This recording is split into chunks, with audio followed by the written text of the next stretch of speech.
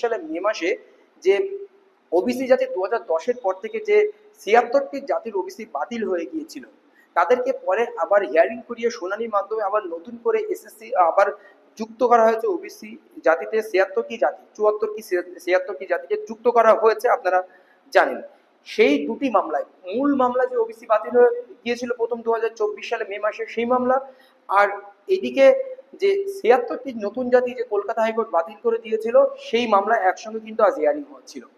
তো বিষয়টি প্রথমে কপিল সিব্বল বলেন যে আগের যে মামলা ছিল যেখানে টোটাল 2010-এর পরে ওবিসি জাতিকে বাতিল করে দিয়েছিল 66টা জাতি বাদে, সেইগুলো স্টে চেয়েছিল, সেই অর্ডার কপি যে সেটা স্টে দেওয়া হোক।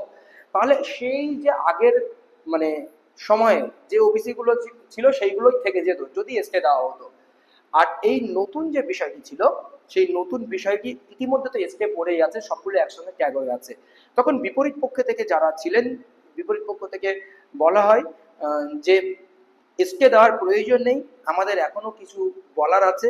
যে নতুন যে বিষয়গুলো মামলাগুলো ট্যাগ হয়েছে, যে নতুন শুনানির মাধ্যমে যে 76 কি 74টা জাতি আবার ওবিসি অন্তর্ভুক্ত হয়েছে ওবিসি এ এবং ওবিসি বিতে, সেই যেখানে যে ডব্লিউবিজে থেকে শুরু করে যা যা স্টে দেওয়া হয়েছে, এই যে 74টি 76টি জাতি আপাতত ভ্যালিড বা স্টে অর্ডার দিয়েছে সুপ্রিম কোর্টের বিচারপতি চিফ জাস্টিস, আপনারা জানেন বি আর গাভাই স্যার।